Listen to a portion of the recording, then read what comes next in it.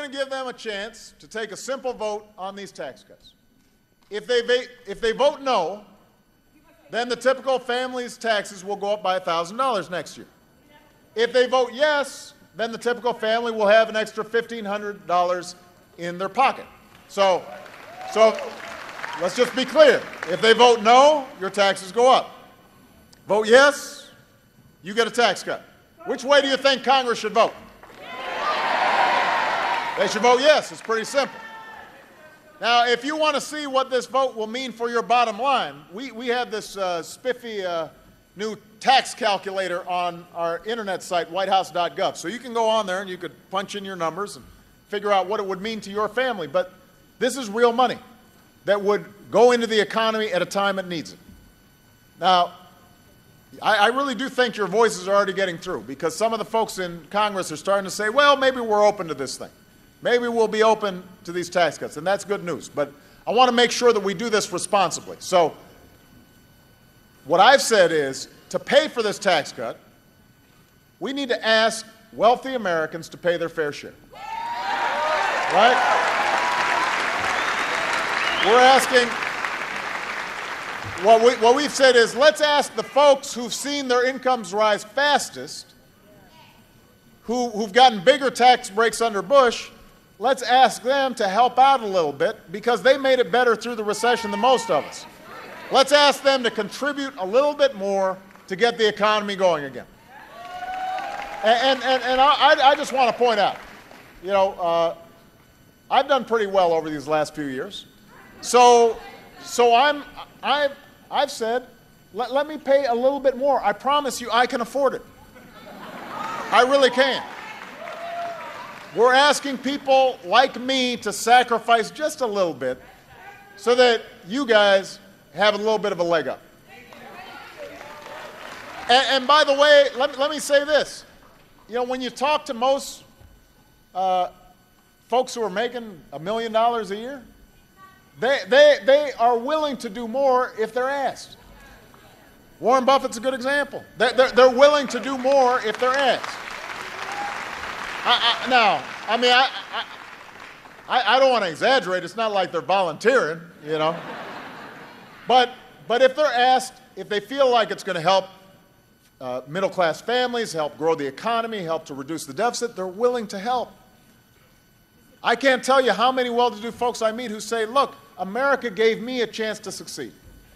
Somewhere along the line, somebody gave me a good education. Somewhere along the line, somebody gave me a college scholarship. Somewhere along the line, somebody built the information and transportation networks that have helped my business grow. Somewhere along the line, somebody gave me a shot. And so now it's my turn to do the next generation that same good thing. I've got to give something back to them as well.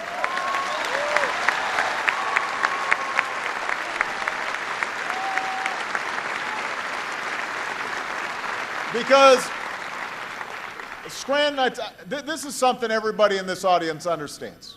When you think about the history of Scranton and the immigrants who came here and worked hard, each successive generation doing a little bit better, you guys know that what America's about is that we're all in this together. That each of us has to do our own individual part, but we also have to be looking out for one another. And that's the very simple choice that's facing Congress right now. Are you going to cut taxes for the middle class and those who are trying to get into the middle class, or are you going to protect massive tax breaks for millionaires and billionaires, many of whom don't even want those tax breaks? Are you going to ask a few 100,000 people who've done very, very well to do their fair share, or are you going to raise taxes for hundreds of millions of people across the country, 160 million Americans? Are you willing to fight as hard for middle-class families as you do for those who are most fortunate? What's it going to be? That's the choice in front of Congress. And I hope members of Congress think hard about this, because their actions lately don't reflect who we are as a people. What does it say about our priorities when we'd rather protect a few really well-to-do people than fight for the jobs of teachers and firefighters? What does it say?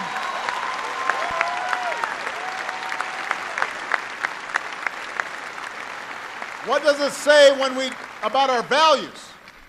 when we'd rather fight for corporate tax breaks than put construction workers back on the job rebuilding our roads and our bridges and our schools.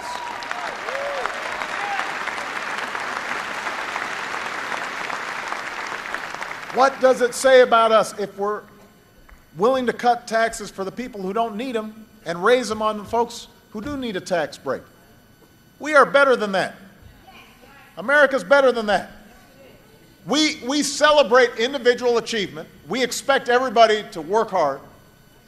But we don't believe in every person for themselves. We believe that out of many, we come together as one.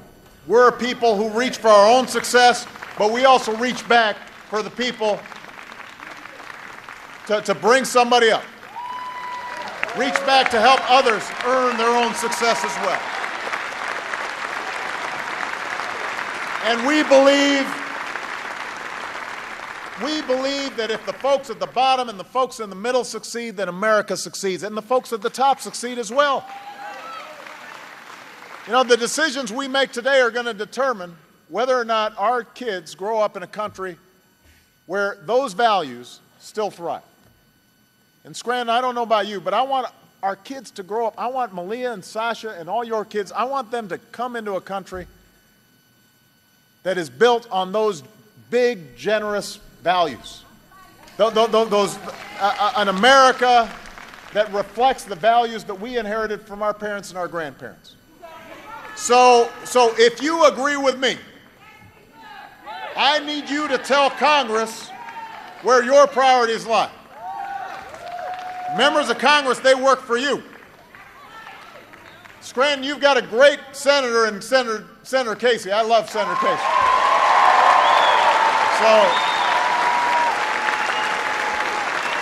So I want you to know Casey's already on the program.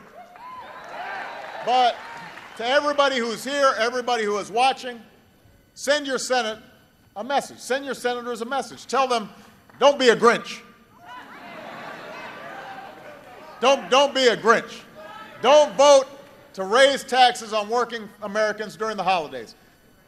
Make sure to renew unemployment insurance during the holidays. Stop saying no to steps that would make our economy stronger. Put our country before party. Put money back into the pockets of working Americans. Do your job. Pass this bill.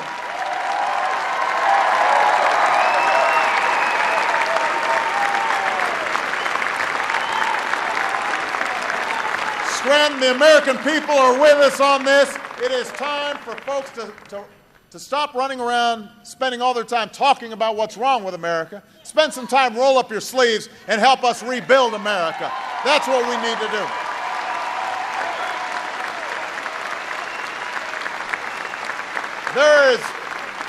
There is nothing wrong. There is nothing wrong with this country that we can't fix. We're Americans, and our story has never been about things coming easy to us. That's not what Scranton's been about. That's not what Pennsylvania, that's not what America's about. It's been about rising to the moment and meeting the moment when things are hard. It's about doing what's right. So let's do what's right. Let's prove that the best days of America are still ahead of us. God bless you, and God bless the United States of America.